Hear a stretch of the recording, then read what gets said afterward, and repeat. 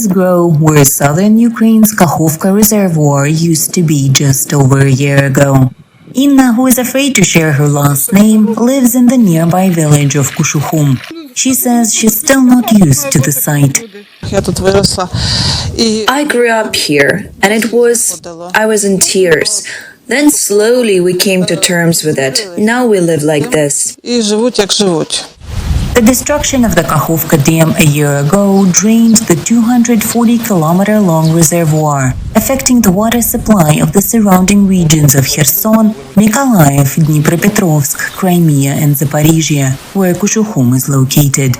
Locals say as summer nears, they face a shortage of water both for drinking and irrigating their summer gardens. The irrigation season is approaching, and the situation here is quite grave, because the Kakhovka reservoir doesn't exist anymore. About 18,000 people live in Kushuhum, and another 10,000 have summer homes here. Many rely on small-scale subsistence farming, but this year there is no untreated reservoir water for their gardens. So, city officials say locals are turning to drinking water.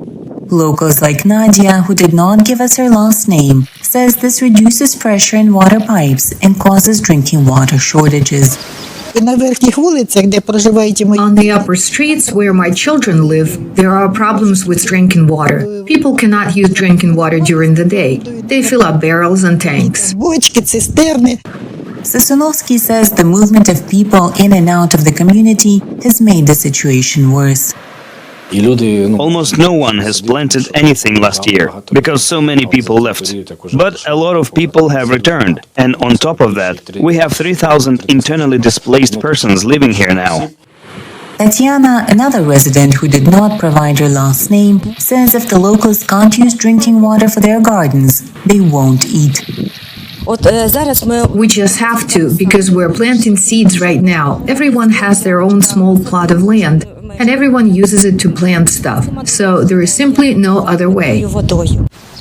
Inna and her family are lucky to have a natural spring on their land. She and her neighbors use it to water their gardens. It's small and the well is old, but it's enough for us.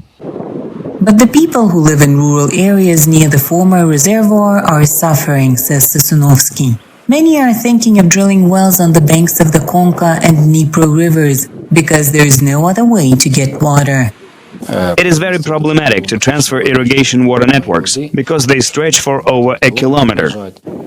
Based on the most recent statistics from the UN, at least 700,000 people are facing water distress due to last year's destruction of the dam. For Eva Mironova in the Zaporizhzhia region of Ukraine, Anna Rice, VOA News.